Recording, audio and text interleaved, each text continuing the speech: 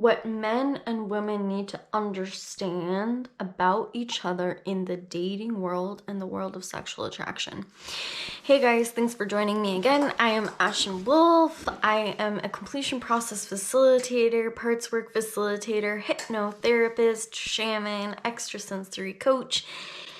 And today we are going to be going in to what men and women need to know about each other when it comes to the dating world, when it comes to the world of sexual attraction. Women have been sexually berated, sexually objectified, sexually abused throughout the beginning of time. We have been controlled and dominated and devalued, right, into these dolls, these sex dolls. Women have been given the message over and over and over again that they are a sexual object for a man to play with, and sex is about a man's pleasure. Now, here's the thing, is that women feel incredibly unsafe with men. We can get sexually harassed taking a taxi cab. We can get sexually abused taking a taxi cab. We could get raped and murdered taking a taxi cab. We get sexually harassed and raped walking down the street. Literally, we get sexually harassed at bars, at clubs. Men don't take no for an answer. We get catcalled. And a lot of us, like 2 in 3 women, will have sexual abuse or rape trauma. So we're terrified of men in a way. We're terrified of their sexual needs and their aggression, and we're scared. We feel unsafe. We haven't had a lot of experience with divine masculine who actually can hold containment and who is a safe emotional space. You know, a real man will honor a woman's sexual boundaries and what they want. Any man that is pressuring women sexually or doesn't want to honor their boundaries, their yes, their no, what they want or do not want, is not being a real man. Because a real man is, in his divine masculine, it prides himself on actually protecting that woman, making sure she's safe. And if you're not respecting her sexual boundaries, you're not making her safe. So here's the thing, is that now when a man, maybe a really nice guy, comes at a woman in a way that she doesn't respond to, she sees him as a predator because she's so used to men not respecting her boundaries. Okay. So next we're gonna go into the perspective of men, and then we're gonna finish off and tie it in with what men and women both need to know about each other and the dynamic that plays out. So on a man's side of things, they are so damn tired of getting rejected. There is so much pain for them in the dating world. They feel like they can't approach a woman without her thinking that he's a predator. They feel like they don't have a chance in hell. They have been rejected and rejected and rejected time and time again. I have actual personal experience to this. When I was going on a dating website, I was getting hundreds and hundreds and thousands of messages approaching me and wanting something from me. And I was actually with a man at that time, an ex, who was also, we were still friends, and he was also on the dating website looking for someone, and he was getting like 0 response, like little flies coming in and out once in a while. It was really hard for him. He felt like a lot of hopelessness about this.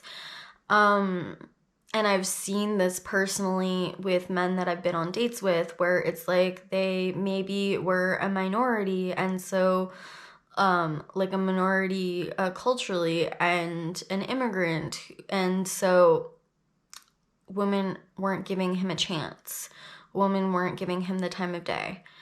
I have seen so many men, or dated so many men, where they're not given the time of day, they're not given a chance, nobody sees their value, and they're just rejected over and over and over again, and this is perpetuating a lot of the time the rejection that they received from mommy in childhood. this actually makes them aggressive, and this actually turns them into a predator because they start to believe that they can't get their sexual needs met, and they start to believe that their sexual needs are not available to them, which is incredibly painful, that no one will ever take them up on their offer because their needs aren't being met. This turns them into aggressive and this kind of predator and angry because they're tired of these women rejecting them, and they're tired of these women not giving them the time of day, and they're tired of nobody being in their fishbowl. And this makes them incredibly frustrated, incredibly angry, and there's a lot of pain there for them too. And so what you're seeing is men are showing up, and they really are, you know, maybe really nice guys and meaning well, but they might show up without realizing how they're coming off to on women. So there's different levels. There's a man that really will show up in a predator energy and it's not safe for that woman. And then there's a man who is kind of giving off the wrong vibes and isn't self-aware of it, of how he's coming off to the woman, or how to flirt with her, or how to approach her in a way that's going to make her feel safe, right? Men are coming in with that aggressiveness and that rejection trauma, and women are coming in feeling unsafe with men, and it's not good. It's not good for anyone because men continue to feel rejected by women because of this dynamic, and women continue to feel unsafe with men because of this dynamic. So if you're a man, you need to really understand the woman's side of things, how often she gets chased and how often predators come after her and make her feel unsafe. And if you want to be the change to that story and actually get some pussy, you need to be a safe man. You need to be a man who is stepping into his divine masculine, and you need to learn how to flirt with her in a way that makes her feel safe, that makes her boundaries feel respected. And the sexiest thing that you can do to get women is to learn how to step into your divine masculine. That is to contain a woman, to respect a woman, to be safe, to make her feel safe. Your number one job as a man is to make her feel safe. And if you can do this, you're gonna get so many women because it's the biggest turn on for a woman out there, and it beats any kind of dynamics that you're fighting against. And in fact, the men that are getting all of the women are the either two types. The actual divine masculine men, we're fighting after them with bats, man. And then women like to chase a lot of assholes. And we like to chase a lot of assholes because even though they're not 100% in their divine masculine, by being an asshole, it gives us this energy that they know what they're doing, that they're a leader, that they're a container, that they're strong, and that they can protect us. And so that's kind of the next best thing to a divine masculine. If you want to step into getting women, work on this aggressive energy, this predator energy, this thing where you feel like you can't get your needs met, and work on your lack of divine masculine energy, because believe me, men that are in their divine masculine, women will chase each other off with a bat to win the guy. If you can step into your divine masculine energy, that will be everything for you in the dating game. You can do this by working with a therapist or a completion process facilitator like myself. I have worked with lots of men that have this dynamic and have this wounding around healing your trauma and your wounds around your masculinity and around stepping into your divine masculine. Women, we need to understand how badly men are getting rejected. We need to understand how little response that they're getting on dating apps, and how women are already treating them like a scary predator, maybe sometimes before they've ever said anything at all.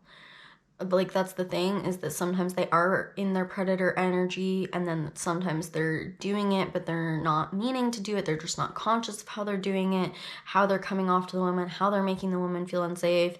And then there's men that literally, like, they don't say anything at all, and the woman already thinks you're a predator. And we're already projecting that they're predators and that they're scary and they're aggressive. So we need to be more aware that, first of all, where this predator and aggressive energy comes to. Obviously, it's not okay when men don't respect your sexual boundaries and they completely turn into this predator. But if we can have understanding for the wounding, and if we can have more conscious awareness of how we jump the gun on pinning someone as a predator, pinning someone as aggressive, pinning someone as unsafe, who maybe is really just a really well-hearted guy who has just been rejected a lot of the time, and maybe they come off badly at first because they want your attention so badly, because they want you so badly. And you know, if we can have more compassion for how we reject them in the ways that we cold-heartedly reject them, and to see them as instead of just protecting ourselves, to see them as a human being that has needs. And we don't have to say yes, we don't have to be compatible with them, we don't have to like it, but just freaking talk to them as a friend for a second. You know, if they're like, you know, don't jump the gun. If they're like being respectful, even if their vibes are like not like 100% making you feel safe, maybe even make them aware of that. Like, hey, you're actually not making me feel safe right now. I can see you're trying to flirt with me. Are you aware that you're making me feel unsafe and how you're trying to flirt with me?